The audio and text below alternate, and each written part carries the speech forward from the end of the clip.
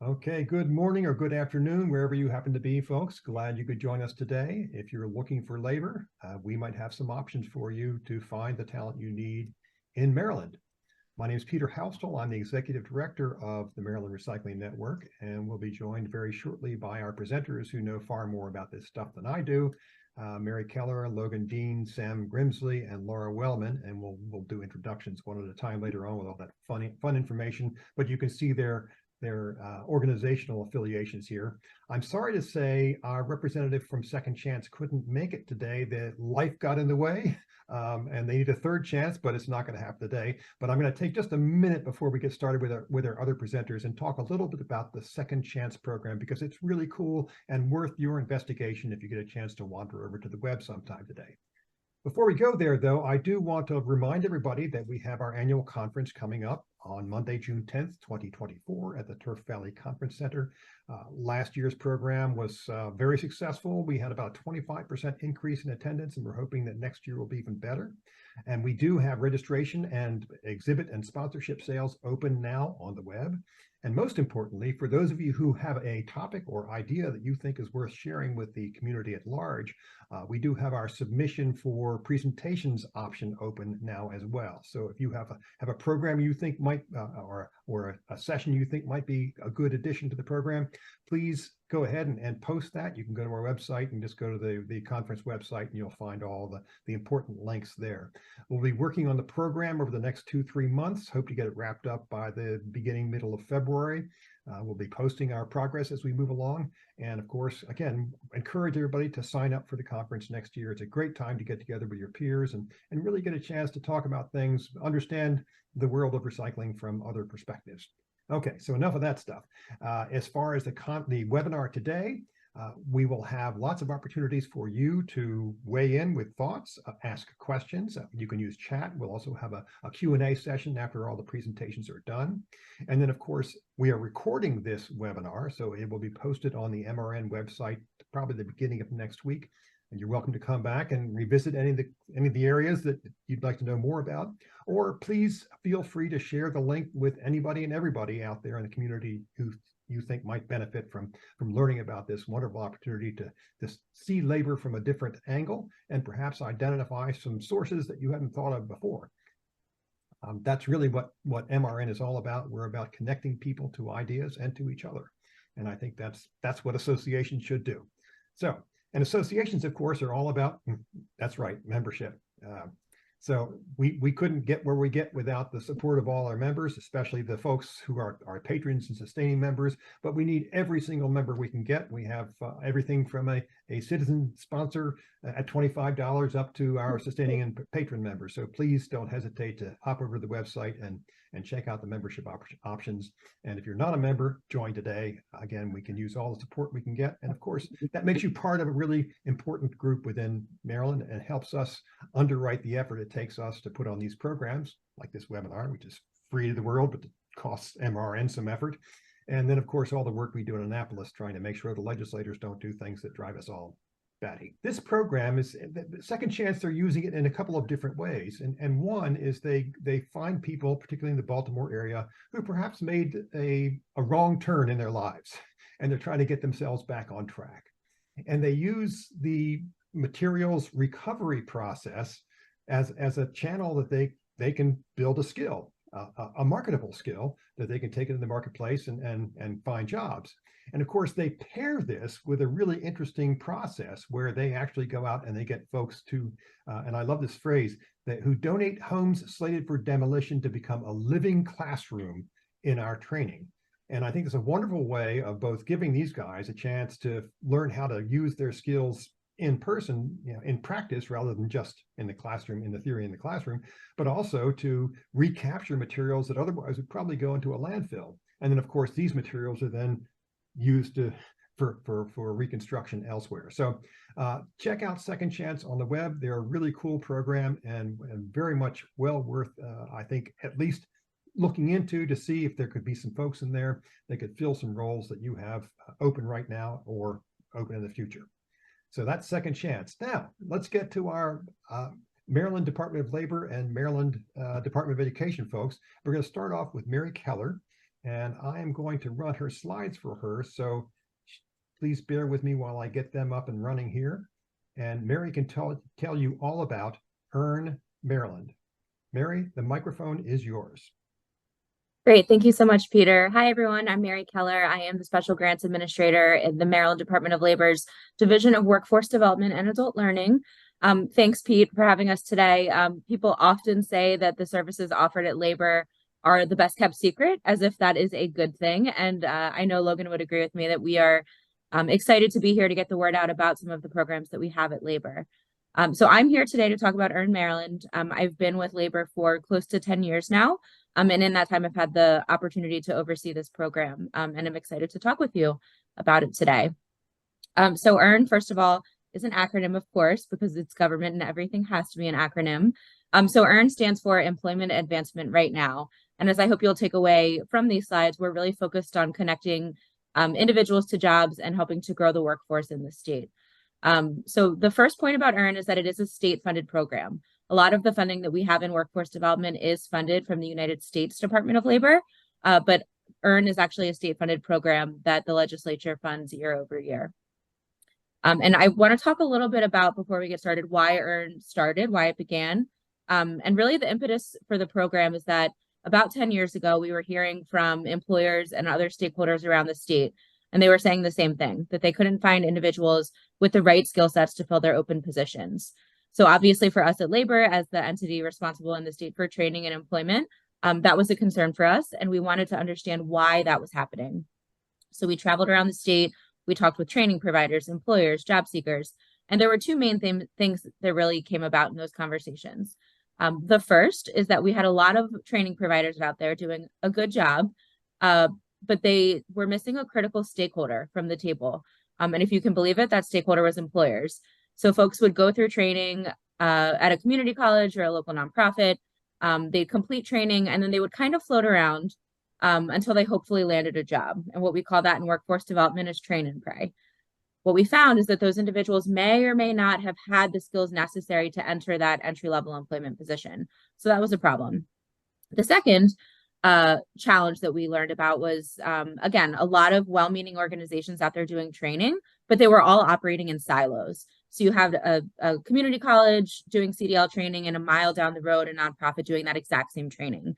And what we felt is that it would be better if folks joined forces, lifted up what they were good at, and put together a product that really benefited the job seeker and the employer. So based on those two challenges, we created Earn Maryland.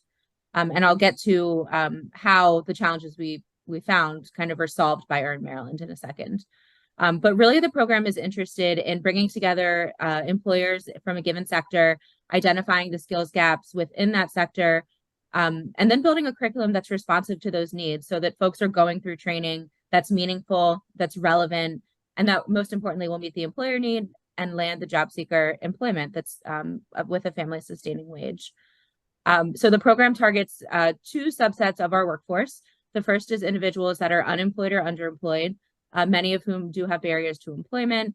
But also something unique about EARN is that the program, about half of our partners target incumbent worker training. So employers have identified a need to upskill their current workforce.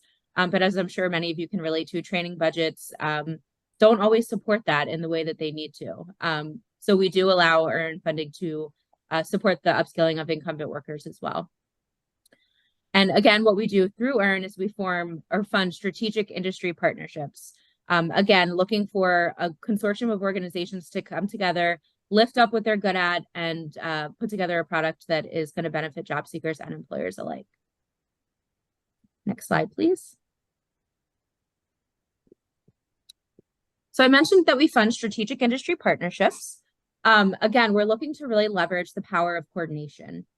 Each partnership that we fund is required to have two subsets of stakeholders. The first is employer and industry partners. Every partnership we fund has to have at least 5 employer or industry partners. The second is what we call a diverse entity, and that's essentially any organization type that is not an employer. So you'll see I've listed out higher ed, nonprofits, local workforce boards, government. Really, we're looking for interested stakeholders who have a small piece of the puzzle, whether that be training, whether that be recruitment or screening, job placement activity, we want to make sure that there are different organizations involved to make sure that we're reaching the right subset of folks. And each partner, of course, plays a unique role in the program's success, which I'll talk about in a second. So we can kind of zoom over this slide. Each partnership requires a lead applicant. The lead applicant is the fiscal agent for the grant. They're responsible for reporting and really making sure that all of the trains are running on time and that the deliverables of the grant will be met. So the role of employers, we kind of got to this. So to solve that first challenge of folks going through training that wasn't industry driven, we do require employers to be at the table, beginning, middle, and end of a grant, and actually even before the grant's awarded. So our expectation of employers is that they will come around the table and identify like challenges within their industry. What are the challenges and what are the skills that people need to really be successful in an entry-level role, or what are the upskilling opportunities for the current workforce? We do ask that employers commit to participating in training on some level. We have partnerships where an employer will actually come and teach a module that they're particularly passionate about, or is that is particularly important to their company. We do mock interviews, right? As I mentioned, some of the individuals that we're training have barriers to employment. Maybe they haven't worked in a long time. They haven't interviewed in a while. So our partnerships give them every opportunity to practice those interview skills that they might not have used in quite some time. And often it's very, very valuable for employers to be the ones interviewing in a mock setting to give that valued feedback that someone might need to bolster their interview skills. And then I would say the third and probably the most important and exciting for the job seekers is having a tour of the facility, doing a day in the life to understand what it's like to work as a CDL driver day in and day out, what it's like to have to transport goods and services. That's just a really exciting way, not only to showcase you as an employer, but to get folks excited about the opportunities that are available to them. And last, but certainly not least, our employers commit to interviewing individuals that come out of training programs.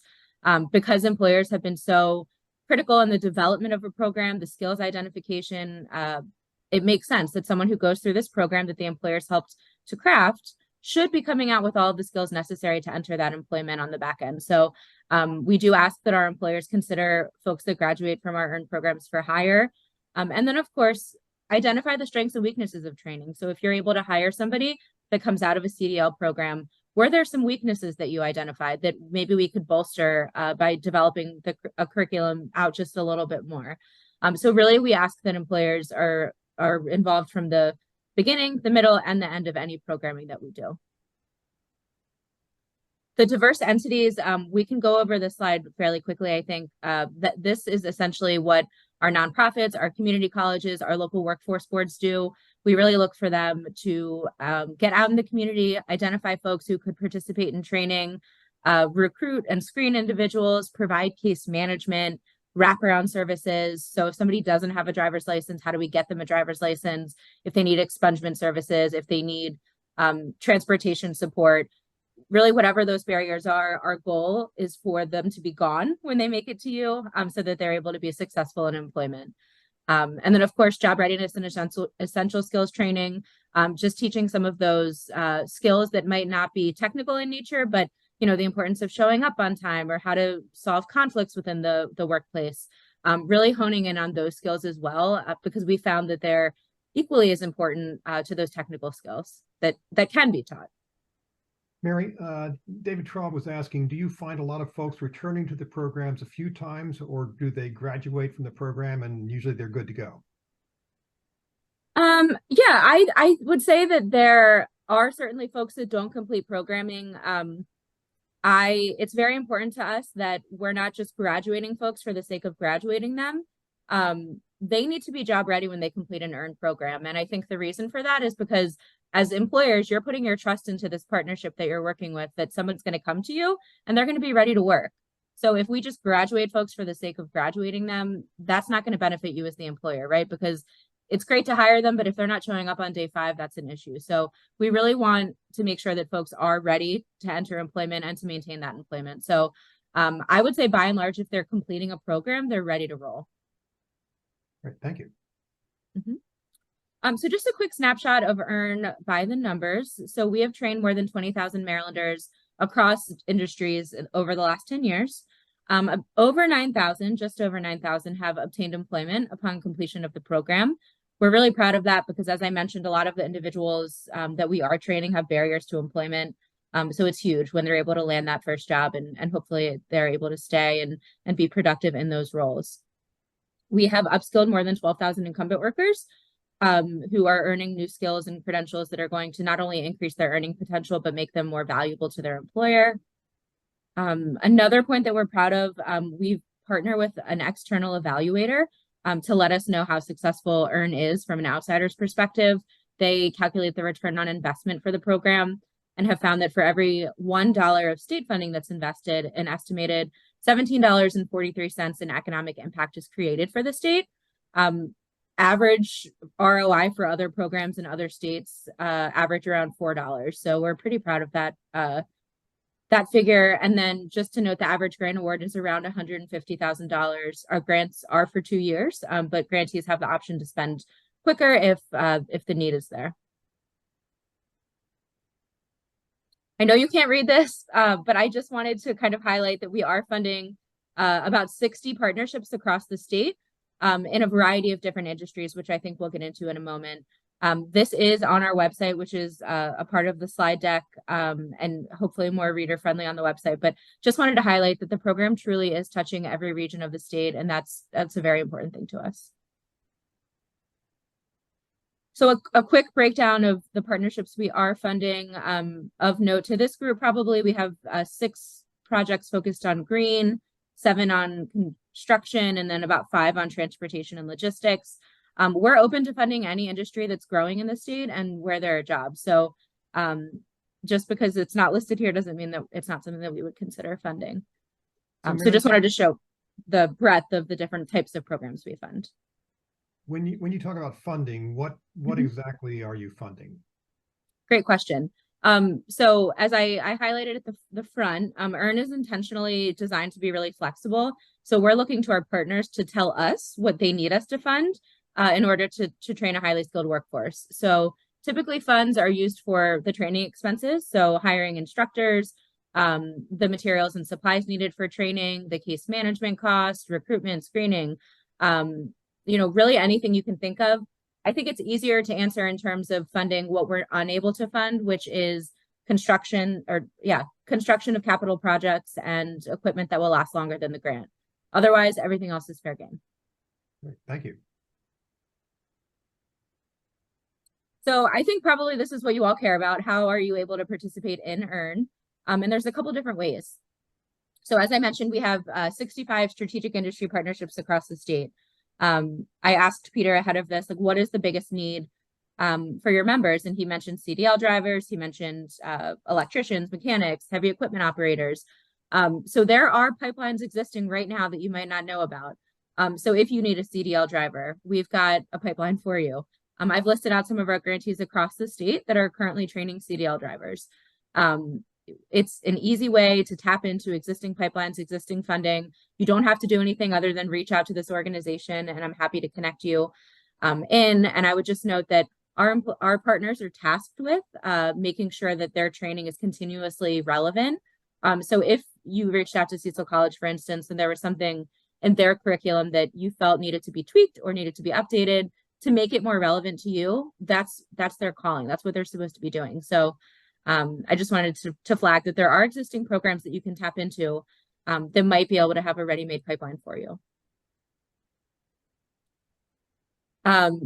You can also form a strategic industry partnership. So we have several associations across Maryland that have decided they want to lead their own partnership. So Peter, not to put any pressure on you, but MRN could certainly form their own strategic industry partnership, come together, identify what the skills are, what is the biggest need within your workforce, and then partner with other organizations to develop a program that can meet those needs.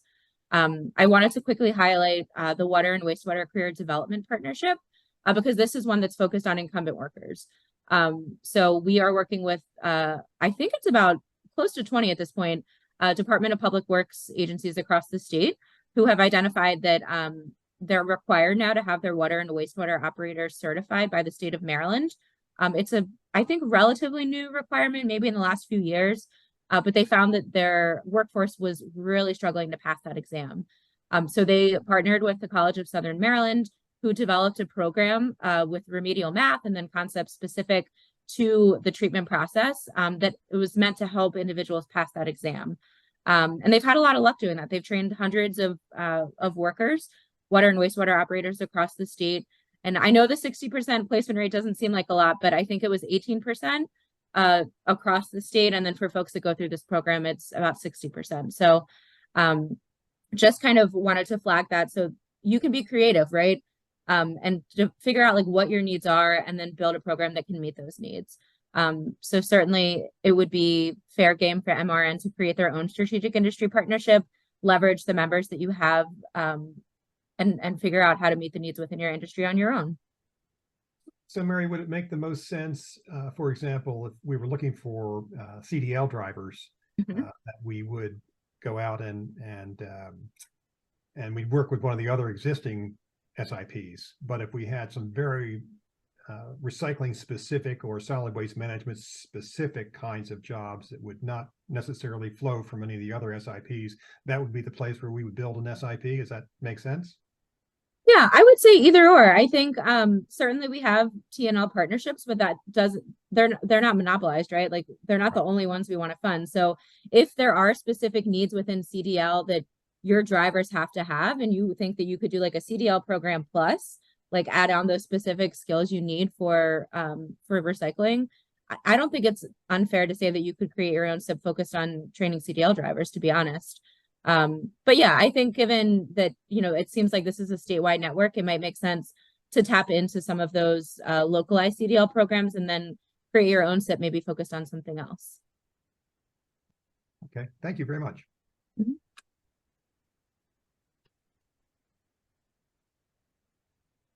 So this conversation is very timely, particularly about forming your own strategic industry partnership, because we do have a solicitation coming up in late November. It will be our first in over 2 years. And we constantly have folks reaching out asking when our next application process will be. So this conversation is well timed. We plan to release a solicitation in late November.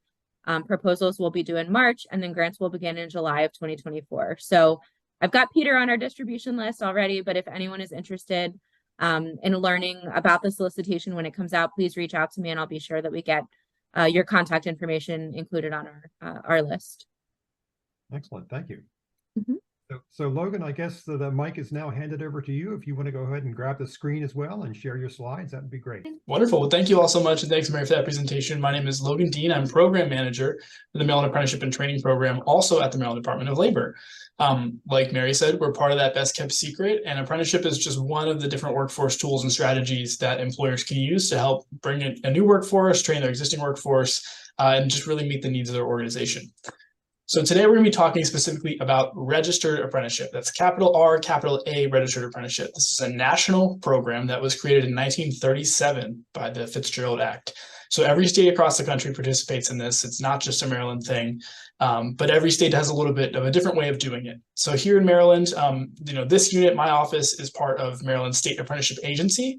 So we are the group responsible for approving these programs, and that registered part of registered apprenticeship is really that approval process. So you become a registered apprenticeship program because you go through the state's vetting process, and that basically says it's a stamp of approval that the program that you're running at your shop, at your work site, is an approved program that meets the industry standards and meets the national standards for registered apprenticeship.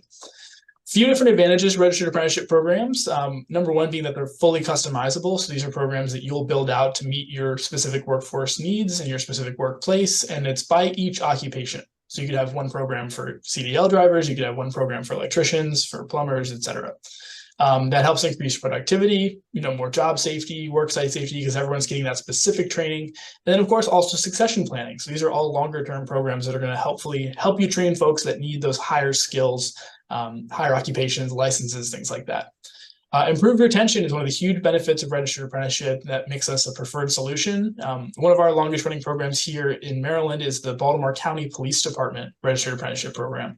We did a little bit of digging with them last year and found that they've completed close to 2,000 apprentices since 1987, and out of that group, the average term of service with the department after they completed was 15 years. So the average apprentice staying on with them for 15 years after the program, which is a huge thing, especially in policing and in law enforcement. Wage outcomes are another huge benefit for registered apprenticeship. The graduating cohort that we had from 2012, 5 years after their graduation, a study was conducted on their wages and found that the median wage for a Maryland registered apprentice was $82,900 after graduation. So much better than community college graduates or a lot of other workers, a lot of different strategies of the workforce, which once again makes us a preferred strategy. And then finally, incentives and support. So by being a registered apprenticeship program, by meeting these high standards, your employer, your company, your business is eligible for certain benefits and certain incentives from the state and the federal government. I'll touch on them a little bit more later, but here in Maryland, we have a registered apprenticeship tax credit. We have a number of grant programs that support our employers, and then there are also federal credits as well, including some new ones that are recently rolled out with some of the new infrastructure laws. All right, so what is registered apprenticeship? At its core, at its most basic, registered apprenticeship includes 5 things: business involvement, structured on-the-job learning, related instruction, rewards for skill gained, and national occupational credential. So those are the 5 things you kind of have to be a program. Business involvement just means that the person who's participating, the apprentice, they are an employee from day one. They are working for an employer. When you hire them on, you're not just hiring on to train them, they are working for you. They must be a W-2 full-time employee from day one and remain that way through the whole length of the program. The on-the-job learning is what the apprentice does while they're at work with you. So they're going to be supervised on a one-to-one basis by a mentor who holds that occupation. So, that's kind of the classical structure of apprenticeship. You have someone who is teaching you their trade, is teaching you their job, and you're going to remain with them throughout the duration of your program, or someone who's holding that position. And in addition to the on-the-job instruction, you're also going to receive related instruction. And this is technical instruction that kind of backs up what it is that you're learning on the job. Has to be at least 144 clock hours of related instruction for every 2,000-hour year of work in the program. Apprenticeship programs are not short-term trainings, so all programs will be at least a year in length, including at least a year of full-time employment. Many of our longer programs, like electrical programs, are 4 and 5 years in length, and that's to meet the state licensing requirements. Rewards for skill gains, that means progressive wage increases. So over the course of the entire time that the apprentice is employed and in training, their wages must increase as their skills and their experience increase. That's a specific and unique feature of registered apprenticeship. And then finally, the national occupational credential. Every apprentice who completes the program, because they are participating in these rigorous, nationally vetted programs, they will receive a credential from us at the Maryland Department of Labor that they can take to any other state. You could complete an electrician program here in Maryland, get your certificate of completion, and go to Kentucky, and they will know exactly what that means. They'll know what a registered apprenticeship program is. They'll know what you went through. You may have to do some different licensing for different states, depending on what the occupation is, but the stamp of approval is a nationally portable credential. Couple of terms over here on the right-hand side of my slide that are specific to apprenticeship. Once again, there are really 3 models of how you can train people in apprenticeship, one being time-based, how many hours you spend on the job, the other being competency-based, so checking off that you've learned certain skills, or hybrid, which is a combination of the 2. So this goes back to that employer flexibility. Every employer, every business, every sponsor who's building their programs has the option to choose what's going to be best for training their workers, and we'll help you kind of standardize that into the certain format that's required for apprenticeship. This slide shows you kind of that there's 2 different ways to do apprenticeship from the employer's perspective, one of which is the individual program route, and the other which is the group program route. So the individual program route basically has the sponsor, so the organization who's running the program, being the same as the employer. So if you're a large employer, let's say you're a county sanitation department or something, it might make sense for you to run your own program. You'll have maybe someone in HR who gets trained on how the program works. They're going to handle the couple of different forms that go along with hiring an apprentice. They'll be familiar with all the different structures of the program. And your apprentices are also your employees. And it's just a straight up and down line like you see with those yellow boxes there. Those bullet points kind of show you some of the responsibilities of what you take on when you sponsor a program. The other alternative is a group program. So group programs have another entity that serves as the sponsor, or maybe it's a large business that serves as a sponsor, and then lots of employers sign on to that program, and all their apprentices flow through the one sponsor. So as Mary was talking about with the strategic industry partnerships, this is very similar to that. So this is a larger network of lots of employers that work together to run one apprenticeship program.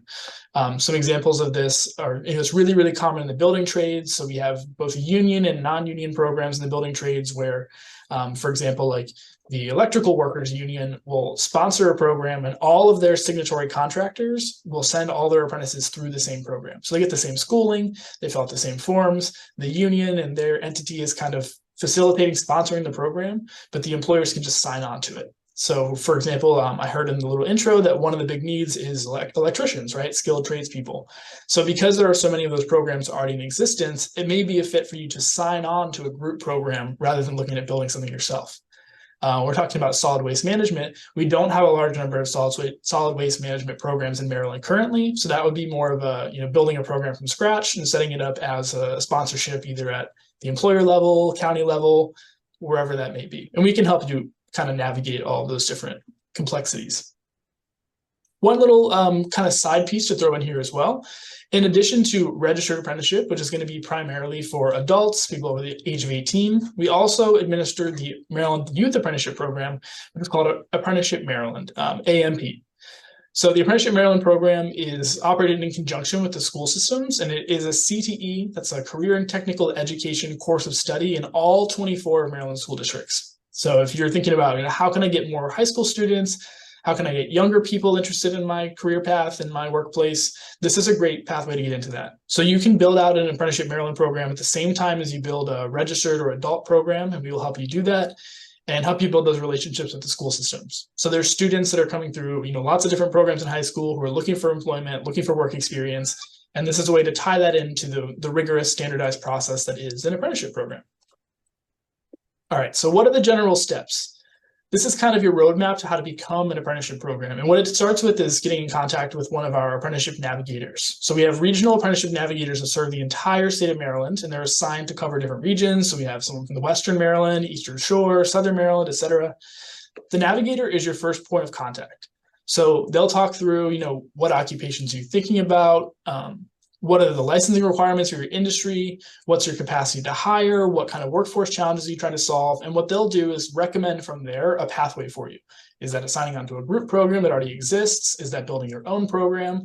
Are there some extra considerations and hurdles you may encounter on the way to starting your program? And they'll actually help you develop what are called standards of apprenticeship. So that's the actual program itself. So, when you're thinking about how do I solve my workforce problems, I know some people consider finding a consultant or going and looking for someone else outside of your company to help you figure out what your workforce strategy should be. You can get that service completely for free through the state of Maryland, through one of our apprenticeship navigators, and help you figure out how can you meet those needs through apprenticeship. Once you've worked through the navigator process and you have a program kind of lined up and outlined, the next step to getting it approved is going to be to go in front of the Maryland Apprenticeship and Training Council, MATC, or MATC, we call it. The council meets every other month. And they are really an advisory board made up of industry professionals and apprenticeship experts that help us vet and understand, are these good programs, the quality programs, do they meet that national standard? Your navigator that you met in step one will kind of be your attorney in front of the council. So they'll actually represent you, they'll speak for your program, they'll answer questions from the council, and hopefully get you through to that approval. If you were to not get approved, you can just, your issue basically gets tabled to the next month, but you'll always have a chance to come back before the council if they have any issues. We try to minimize that as much as possible, and if we're doing our jobs right, you'll get approved your first go round. Once your program is approved, you are clear to start hiring apprentices and bringing them onto the program. In your first year of the program, you have to hire at least one apprentice in those first 12 months in order to stay active. But other than that, your apprentices, your need to hire them and how many you bring on is completely dictated by your needs. You don't have to say, being part of our program doesn't mean, oh, you're going to commit to train 50 people a year. You're only going to train 50 people a year if you need that many. The rest of the program after that point is just fully up to what you want to do as an employer. As you're hiring apprentices, you'll have to register those apprentices with us. That means submitting an agreement that's signed by both the sponsor and the apprentice themselves. And that agreement just cements them into the program. And that's what enables us to make sure that the employer gets what they're supposed to get out of the program and the apprentice gets what they're supposed to get out of the program. Program reviews are the last and only ongoing piece of kind of our management, our role at the state. We will have compliance review navigators who will be in touch with the sponsor or the employer periodically, as much as once a year during your early years, and then it kind of tapers off as time goes on. Those program reviews help us make sure that the apprentices are getting trained and completed in a timely fashion according to what are in your standards of apprenticeship, and also that there are no issues, no hurdles that you're experiencing as the employer or the sponsor. So we can help you apply for incentives, tax credits, grants. If you're having an issue with your instruction provider, for example, we can help you choose a new one or revise your standards. Those program reviews are really just a chance to make sure that the programs stay fresh, they continue doing what they're supposed to do, and they're meeting the needs of everybody involved. All right. So let me jump into some of the incentives. So what are some of the ways that we can support our apprenticeship programs? There are three main avenues here up at the top. You'll see the Maryland Apprenticeship Tax Credit is a credit up to $3,000 per apprentice or $1,000 per youth apprentice, up to $15,000 per employer. And this is a credit against Maryland state income taxes. So if you are a government entity or a nonprofit entity, unfortunately, this won't be very much help to you. But if you are a for-profit entity here in Maryland, this is a great incentive to use, and it will cover a good chunk of the expenses in that first year. So this is going to be for your new apprentices that you bring on. You can claim them in their first year of the program, and then the years afterwards, you'll have to have new apprentices to claim them again. And the second one is the Sponsor or Apprenticeship Incentive Reimbursement. I always start with that acronym, SAIR or SAIR. SAIR is a grant to sponsors of programs. And what this grant is meant to do is to offset the cost of teaching your apprentice. So remember, you have to have that related instruction, that classroom time. So let's say the occupation is like a truck driver, right? Like a CDLA truck driver. You have to have a certain amount of classroom hours, instruction hours, and the employer or the sponsor are likely paying for those hours. So this $2,500 reimbursement is going to be able to cover the cost of that training over the life of the program. Once again, this is a first year grant, so it's going to be for those new apprentices for the first 45 days of their program, of their employment with you. Maryland Business Works, this is our ongoing support. This is an incumbent worker training program. So this will be for the second year, third year, fourth year, on into the life of your apprentice's time with you, up to $4,500 per apprentice or 50% of the cost of the instruction, up to $40,000 per employer. And then down here at the bottom of the chart, there are some special populations grants. The first one is just for cadet programs, so not for this industry. The second one being for fostering employment, so foster care youth and those aging out of the system. All right, so let's take a look at let's put these numbers into some context. So this sheet here shows you a 4-year apprenticeship program with a total training cost of $20,000. So CDL programs are usually quite a bit cheaper than that. But let's say, for example, it's an LPN program, licensed practical nursing program. You could easily have $20,000 in tuition and training and licensing and exams that go along with that program. So if you were able to claim the $3,000 tax credit in year one and the full SAIR reimbursement of $2,500, that year one $5,000 cost turns into a profit essentially of $500 through the offset of the credit. Going to year two, you'd shift to Maryland Business Works to pay up to 50% of that instruction cost, which is $2,500, and you'd be able to continue that on to year three and year four of the apprentice. So over the course of the 4 years, by layering together all these different incentives and credits, you would turn your $20,000 cost to train an apprentice into $7,000 out-of-pocket costs for training. So, and there's, continually more and more of these incentives available. We have different programs that pop up all the time. So those would get layered in here as well. And then there are some expanding federal incentives that are just being released. So the Inflation Reduction Act, IRA, included a clause that it's going to quintuple, that's 5 times multiply the value of certain IRA tax credits for employers that use apprentices on at least 15% of their total work hours. So there's a couple of great federal incentives that would really, really expand what we can do here just in the state. But our apprenticeship navigators and our staff here in our office, once again, will help you figure out how to best combine these and how to best utilize them for your business. That is kind of apprenticeship 101, everything in a nutshell. It's obviously a lot more complicated and a little more in the weeds than this, but we're here as state staff to really help you understand this, go through this process, and join the program if it's going to suit what you need for your workforce needs. So please don't hesitate to reach out, contact me. My email is here, my phone number is here, and we'll get you connected with your regional navigator if you're considering apprenticeship. But we'll be happy to kind of walk you through what your next steps are and how you can get involved. So thank you so much for having me today, and we're excited to work with you guys. Excellent. Thanks, Logan. Appreciate the presentation. Let's turn the mic over to Sam and Laura. Hello, everyone. How are you today? We are here from the Maryland State Department of Education, which runs the Division of Rehabilitation Services, which is our state's, the state of Maryland's vocational rehabilitation program. Oh, hold on one second. Where'd that go? Okay. So the mission of DOORS is to provide leadership and support in promoting the employment, economic self-sufficiency, and independence of Marylanders with disabilities. We serve Marylanders with disabilities in preparing for gaining and maintaining employment. So our whole goal is employment-based. We're here to help connect job seekers who have a disability with employers who are seeking to hire people with their skills. So we also provide a service to businesses in Maryland. So we can, if you hire one of our individuals, you can get a wage reimbursement, tax incentives. We also provide recruitment assistance. So if you have positions available that you would like assistance recruiting for, we can help you with that. Now, we're not labor. We don't see the numbers that they do because we are serving a very small subset of Marylanders, but we can help fill some of those gaps. The other thing that we do for employers across the state of Maryland is we can provide trainings to you and your staff about the Americans with Disabilities Act, but also just about just inclusivity training for working with individuals with disabilities. And that's a service that's provided, free to any employer who's interested. You don't have to currently have staff with disabilities. You can just be thinking about what trainings you think you might need for your staff, and we're happy to do that.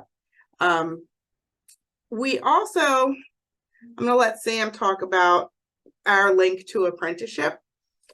Hi guys, I'm Sam Grimsley. I'm the apprenticeship coordinator here at Doors. So I'm not going to go over what apprenticeship is because obviously Logan just did a great job with that. And so what my job is that for our job seekers who are interested in an apprenticeship, they get referred to me. And what I do, since we don't have any apprenticeship programs ourselves, what I do is just connect them to apprenticeship opportunities in their area. So we do serve, like Laura said, the whole of the state.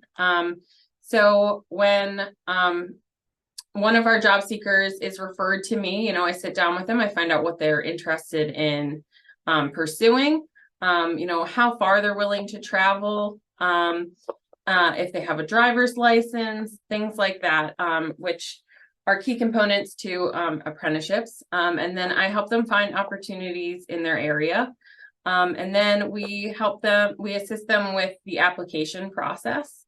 And that can include some academic tutoring, as a lot of apprenticeships programs do have like aptitude tests and things like that.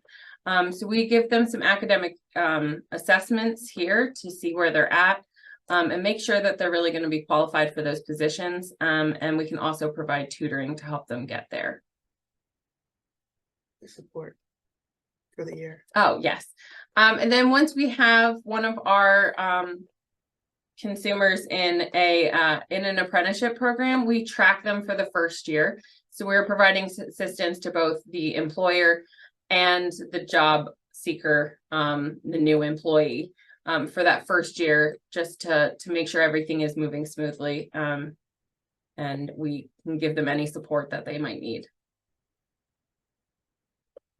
So if you are interested in learning more about trainings that we could provide you or your staff, or just information about Doors in general, I know Mary said that they're often considered the best kept secret, but I think we might be more of a secret here at Doors. Please don't hesitate to contact me. My information, I'm Laura Wellman. My information's on the first slide that I believe Peter's going to send out to you guys.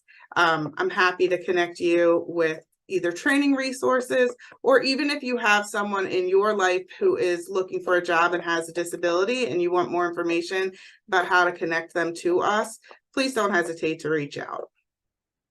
So we kept it short and sweet. Thank you very much, Laura and Sam. Question for you. When it comes to matching someone with disabilities with a job opening, what's the process you go through to ensure that there's some compatibility of the skill set and the competencies with the job that the employer needs to be done? So that depends very much on each individual. So we serve people across the state, and we serve people with varying disabilities, which could be anything from a developmental disability like autism to physical disabilities. So depending on the person, we really have to look at where their limitations are, where their skills are, and then we look at what is required for that job. So we do get a lot of information about the job and the requirements, and then we see what the individual needs. So not everybody's going to get a physical assessment, but if somebody has barriers in those areas, then they would. Not everybody necessarily needs a academic assessment, but if they have barriers in those areas, then they would. So it just depends on the individual and what their skills are, what their barriers are, and if they know them. So there are times that people are coming maybe right out of high school and aren't as aware of what their skills are, what their barriers are. And then we have assessment tools that are much broader that we can use to determine those. So are there any industries or areas where you've had a great deal of success in terms of this type of placement? So we have, we work with industries across the state, and we're only telling you about a very small subset of our, with apprenticeship is a very small subset of what we do. But I would say Sam and I both work at the training center that's located in Baltimore, and we have trainings in warehouse worker, environmental services, in animal care, in childcare. I would say since COVID has been over, the childcare worker and the warehouse worker are the two things that are, we can't get people, like they get jobs so fast. It's just immediately upon graduation because the industry needs them so badly. Mm-hmm. Okay, so any other questions from our audience that we have not touched on here?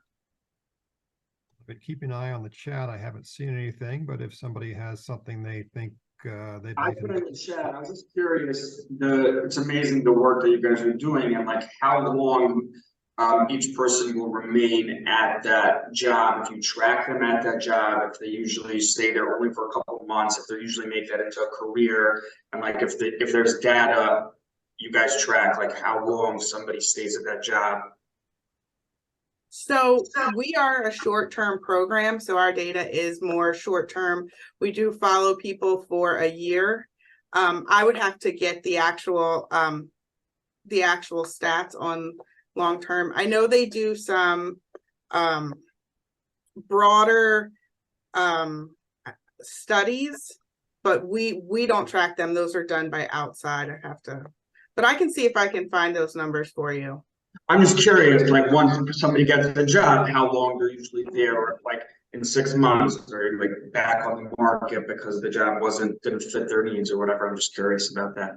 Yeah, it doesn't have to be an exact stat. I'm just curious. Yeah, we tend to have a higher rate of people remaining employed than the average. When you hire someone with a disability and it's a good match, they tend to not leave. Just That's anecdotally, awesome. And then the numbers bear that out. That's awesome. Okay, great. Thank you. Good stuff. Well, guys, I'm not seeing any other questions in the chat at the moment. I would welcome a big round of applause for all of our presenters, Mary, Logan, Sam, and Laura. I think they've done a great job today, giving us a sense of where there's an opportunity perhaps that we hadn't really tapped into to find folks to fill the open spots in our businesses. And we have a meeting with the MRN board of directors in November. We're going to be doing some long range planning, and I'm intrigued by this notion of MRN participating in one of the SIPs, or perhaps tapping into one of the SIPs as a channel through which we could identify folks who come work in our industry. This is really important stuff that all of you are doing, and we certainly appreciate it a great deal. So with that said, I think we'll move on to our last piece of conversation here, which is to remind everybody once again that our conference is coming up next June. Hope everybody can be there. And certainly everybody from Maryland is welcome, including the folks at the Department of Rehabilitation Services and Adult Learning. So I hope you guys can all participate as well. And again, I'll remind you, if you're not a member, well, hey, please join today and support recycling in Maryland. We need all the help we can get to keep on putting on great programs like this. And once again, big round of applause and thank you to all of our presenters, and thank you everybody else who participated today, and look forward to seeing you at our next webinar.